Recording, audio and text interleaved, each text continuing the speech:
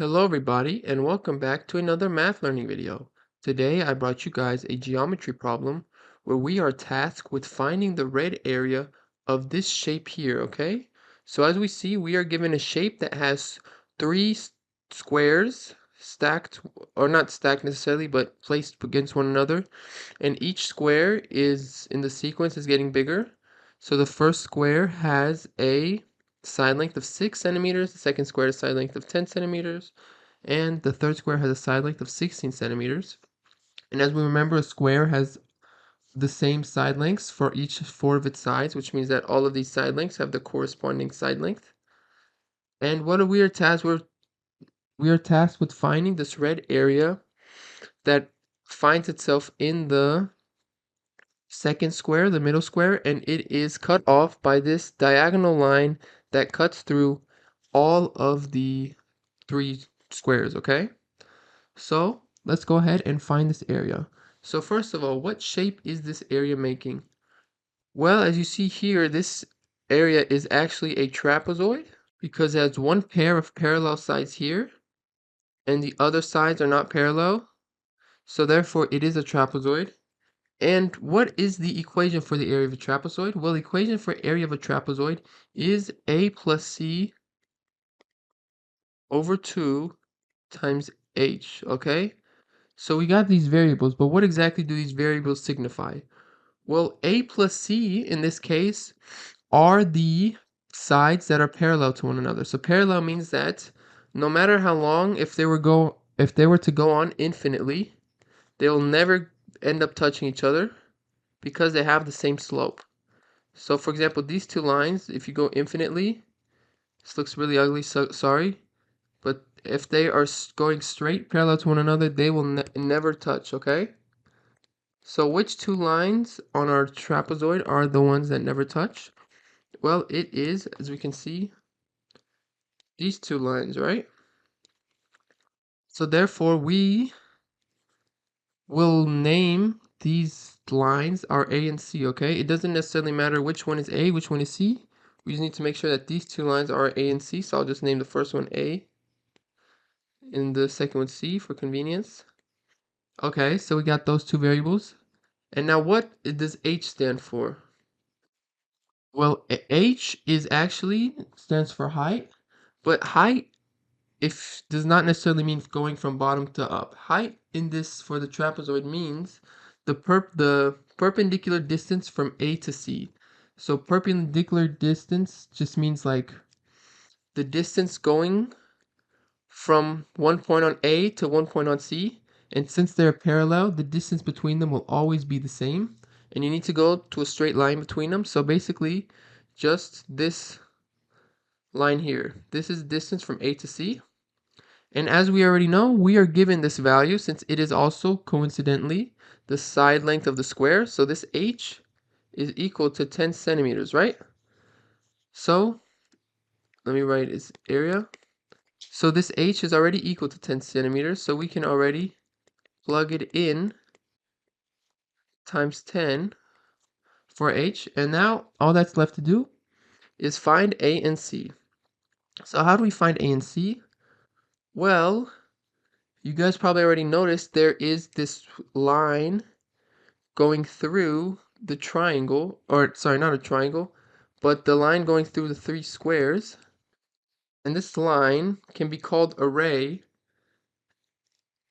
And since we have here, we have three values, it's going through three squares, right? And A and C are already determined to be parallel to one another, right?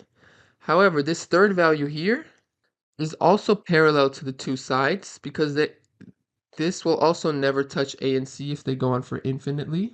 If we have this straight line going through the three parallel lines, we get a ray, and then we get this so-called ray theorem that states that there is a proportionality between one of these side length values. So for example, so one of the parallel lines, such as this one, and its base for the triangle. When you make a triangle from this ray in this parallel line, then the base of that triangle, so in this case, when our parallel line is this line, the base of our triangle will go like this, right? So now we have a triangle. And the proportion from this side length, the parallel line, which is this value, to the base of the triangle will stay the same no matter which section you take it from. Okay, so that may have seemed kind of confusing, so let me explain this. So basically, let me use this with numbers. So for this triangle here, you see this triangle I drew here? This outlined in red?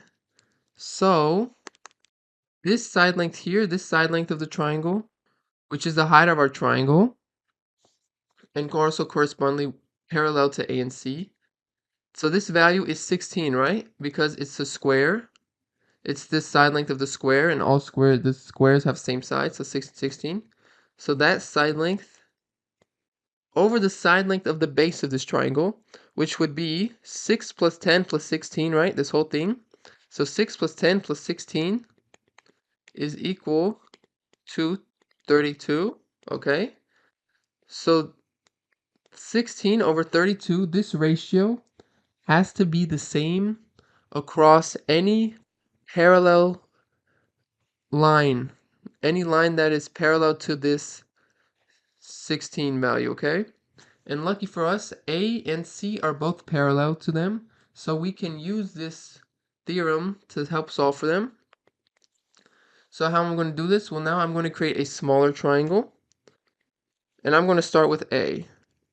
So this triangle of A, we need to create a ratio first of and first we use the height of this smaller triangle here, and our height is A, right? And our base is going to be from here to here, which is shown as 6 centimeters. So then 16 over 32 can be simplified. If we divide both sides by 16, or the numerator and denominator by 16, we get 1/2 is equal to A over 6. Okay? So then to solve for A, we just multiply by 6 to get A by itself. And then we get that A is equal to 6/2, which is equal to 3, okay? So we got our A value using this proportionality. And now all we need to do is find our C. And in order to find our C, we need to set up another ratio. So our C triangle, draw it out like this. So the height of this triangle is what? Is equal to C, right? Over the base is 6 plus 10, which is 16. And this is equal to, we need to set this to another one of our ratios. So you can use either the A over 6, which is what I want to do now, because all the ratio has to stay the same throughout all the parallel lines. So A over 6, we know our A is 3. So this is equal to this A. So you can look at the pink triangle. The height, which is A, and we figured out that A is 3 centimeters. And over the base, which is 6. So 3 over 6 is also equal to 1/2. And you might have noticed already that no matter what our base value is, the ratio is always going to be 1/2, right? So basically, what we have to do is we just need to get the variable or the value for the variable to make this ratio 1/2. So C over 16 is equal to 1/2. So that means that C has to be 8, right? Because 8 divided by 16, that's 1/2. So that simply means that our C is equal to 8 centimeters, okay? So now we found our A and C values. So all that's left to do is to plug them into this equation here. Our A plus C over 2 divided by 10. So our A plus C is equal to, our A is 3 plus 8 over 2 times 10. 3 plus 8 is 11 over 2 times 10. 11 over 2 is 5.5, right? Times 10 will give us a final answer of 55 centimeters squared, okay? Let's not forget our units. So that is the total area of this shaded in red part, okay?